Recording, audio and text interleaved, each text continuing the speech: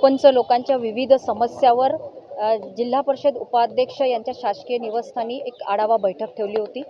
त्या बैठकीच्या अनुषंगाने आज राखी पौर्णिमेचा दिवस आहे। अर्ध्या तासाचा पाऊस आला आणि या पावसामध्ये जिल्हा परिषदच्या उपाध्यक्षाच्या शासकीय बंगल्यामध्ये आपण पाहू शकता काय अवस्था आहे। गडरचं पाणी गेलेलं आहे। त्याचं कारण 2 महिने अगोदर इथे सिमेंट रस्ता झाला आणि त्या सिमेंट रस्त्याचं काम निकृष्ट दर्जाचं झालं आहे। नालीचं बांधकाम व्यवस्थित झालेलं नाही आहे, म्हणून गडरचं पाणी ह्या अर्ध्या तासाच्या पावसामुळे माझ्या या शासकीय बंगल्यामध्ये गेलेलं आहे।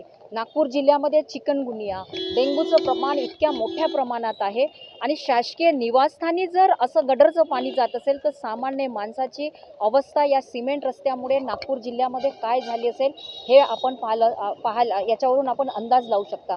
जिल्ह्याचे पालकमंत्री महोदय आणि नितीन गडकरी साहेब हे सिमेंटचे रस्ते जर करत असेल तर त्याची काय दुरवस्था या जिल्ह्यामध्ये होत आहे याचा आपण विकास कामाच्या मुळे लोकांना काय त्रास भोगावा लागत असते ही अवस्था पाहून आपण याच्यावर अंदाज लावू शकता।